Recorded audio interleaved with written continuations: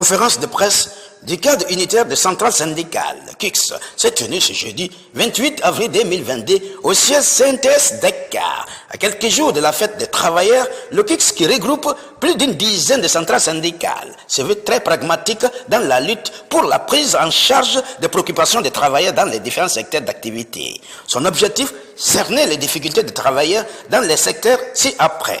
Le secteur de l'hôtellerie et du commerce, le secteur des collectivités locales, le secteur des transports, le secteur de la poste, le secteur de la santé, le secteur de l'éducation et enfin le secteur de la sécurité. Cette conférence entre dans le cadre du volet communicationnel du KIX pour parler aux travailleurs, aux populations, aux problèmes et aux difficultés auxquelles ils sont confrontés. Face à cette situation, le cadre unitaire de centrale syndicale, par la voix de son secrétaire général adjoint du CNTS-FC, M. Ousmane Diallo, est revenu sur l'essentiel de cette conférence qui a pour but de parler aux travailleurs, les rapprocher à l'essentiel, essayer de booster les indécis et régler leurs problèmes de manière globale, mais surtout arrêter la saignée des travailleurs qui ruent de plus en plus vers les activistes pour l'amélioration de leurs conditions de travail. Le secrétaire général adjoint CNTS-FC est revenu sur deux points cruciaux sans lesquels on ne peut pas aspirer au développement. L'éducation et l'agriculture. M. Ousmane Diallo nous fait le point de cette conférence à travers cette interview qu'il nous a accordée. Ousmane Diallo, je suis le secrétaire général du CMS, le premier secrétaire général adjoint de la CNTS-FC, le chargé des élections du KIX.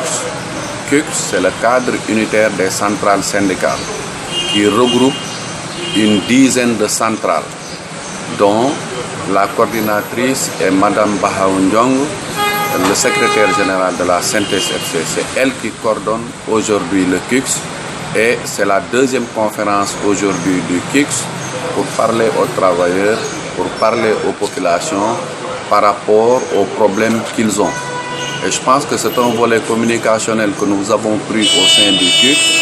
D'abord, il faut, sur le plan administratif, se battre pour que le cadre existe. Ça, c'est une situation qui a été acquise. Maintenant, il faut attaquer le deuxième point communicationnel, c'est d'organiser une deuxième conférence de presse, parler aux travailleurs, rapprocher les travailleurs de nous, essayer de booster les indécis et essayer de régler les problèmes de manière globale. Histoire d'être là aussi pour arrêter un peu la saignée des travailleurs qui ruent vers les activistes, alors qu'un activiste ne peut pas négocier pour un travailleur. Donc le KIX, le cadre unitaire des centrales syndicales, dont je suis le chargé des élections et dirigé par Mme Bahaou Ndiong, a vu toute cette situation et c'est pourquoi dans ce deuxième volet de communication avec cette conférence de presse, nous voulons être proches. Nous voulons défendre la population, nous voulons défendre les travailleurs et être près d'eux. Nous voulons également changer l'échiquier syndical actuellement, puisque nous avons senti que depuis les élections, que depuis quelque temps, par l'amorce gouvernementale, des centrales se sont dégagées, certains de manière frauduleuse, et qui représentent les travailleurs et qui prennent pas toutes les préoccupations en compte. Et pour éviter l'émiettement syndical au niveau des centrales, le KIX s'est formé en cadre, dirigé par Mme Bahaou Ndiong, pour essayer d'enrayer cet émiettement, cette pluralité, cet émiettement des centrales syndicales pour partir dans des cadres et aller dans les élections ensemble, au lieu que chacun part de son côté. Et je pense que l'union fait la force. Et ce qu'aujourd'hui le KIX a réussi à faire, à regrouper des centrales, une dizaine de centrales, de secrétaires généraux, composés de beaucoup de travailleurs pour essayer d'aller ensemble dans les élections de représentativité. Je pense que le KIX a une place, je pense que le KIX doit représenter les travailleurs et je pense que c'est ça qui est noble. Puisque l'émiettement des fois ça ne sert à rien du tout. Une vingtaine de centrales, si les 11 sont au niveau du KIX, je pense que la majorité va se dégager. Maintenant, c'est ça le deuxième volet. Le troisième volet que nous allons faire déjà après, c'est de faire des plateaux de télé, c'est de partir dans les sites, c'est d'être invité dans les télés et les responsables du KIX vont parler pour mieux expliquer à la population ce que c'est que le KIX, pour défendre cette population parler aussi de la cherté des denrées, essayer chacun du loyer dans le bâtiment, dans le secteur de l'hôtellerie, dans le secteur de la confection, dans le secteur de la confection des cigarettes, dans le secteur au niveau du SAD, au niveau de SOSEC, au niveau de Prestige pour les boulangeries, donc au niveau de la santé, au niveau des collectivités locales. Donc, nous, au niveau du CUCS, c'est toutes les variétés de travail qui s'y retrouvent. Et tout cela est coordonné par un bureau qui est là aujourd'hui, dont vous avez vu certains et d'autres ont envoyé leurs adjoints. Tout ça dans une dynamique de travailler ensemble, de gagner ensemble et de partager ensemble. L'importance du CUCS, c'est qu'aujourd'hui, à la différence de toutes les autres organisations, c'est une dame qui est à la tête.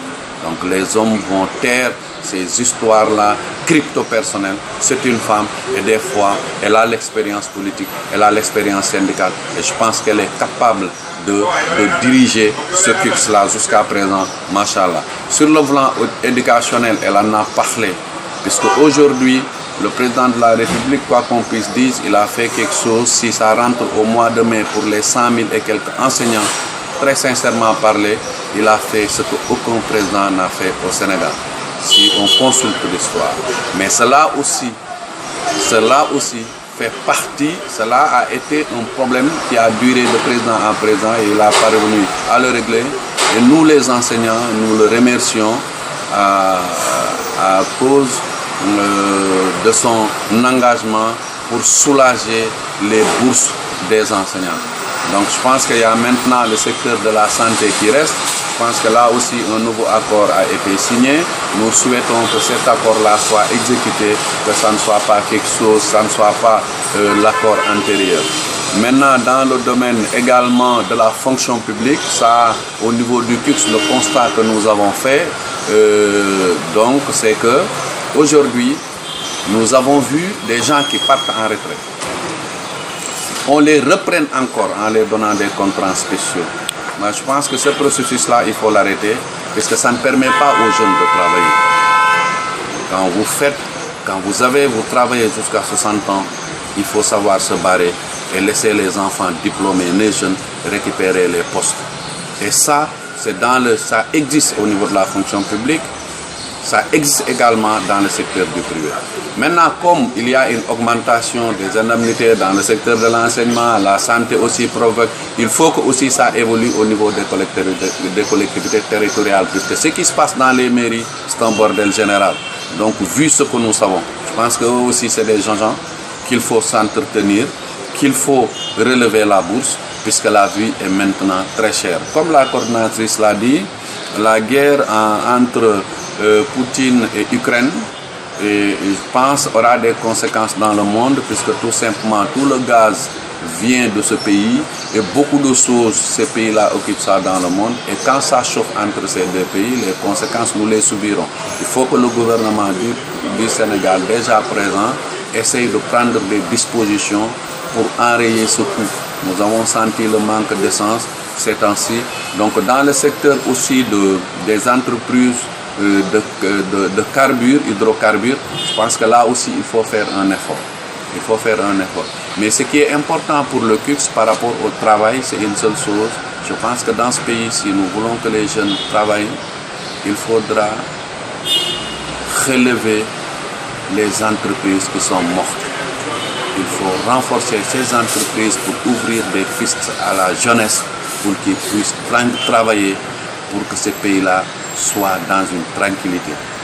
Le futur, c'est les jeunes. S'ils apprennent, ils ont des diplômes, il faut multiplier les entreprises, les PME, etc., que chacun s'y trouve dans son compte. Je pense que c'est ça qui pourra régler la situation en tant que responsable du CUCS. Maintenant, par rapport à beaucoup de secteurs, par rapport aux sachets en plastique, l'État avait voté une loi au niveau de l'Assemblée nationale. Une loi a été votée, mais nous ne trouvons pas l'applicabilité dans le terrain. Le problème du gouvernement du Sénégal, c'est le suivi qui pose problème. Ils savent voter, Ils savent faire des choses, mais le suivi généralement c'est pas bon. C'est ce qui s'est passé dans le secteur de la location. La location est très chère, très chère. Puisque quand tu sors la location dans ton salaire, je pense que ce qui te restera ne peut pas te couvrir tout le mois quand tu as une famille, même si tu es seul. Puisque l'électricité, l'eau, tout est cher. Donc on a vu que ensuite, essayer un peu le gouvernement du Sénégal, d'après nos PIX, doit réguler, rééquilibrer l'importation et l'exportation. Puisque aujourd'hui, le gouvernement doit faire des politiques pour orienter les Sénégalais à être autosuffisants avec certains produits. Sensibiliser les Sénégalais à consommer le local, puisque nos pays voisins le font. Pourquoi pas nous? Il ne faut pas dépendre tout le temps de l'importation. Que nos femmes puissent utiliser l'oignon que nous avons cultivé au Sénégal au détriment de ce qu'on importe.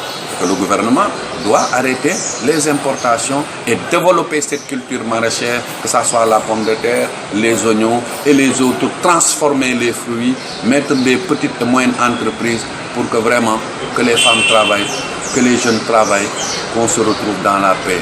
Puisque le développement, c'est dans l'agriculture, mon cher ami.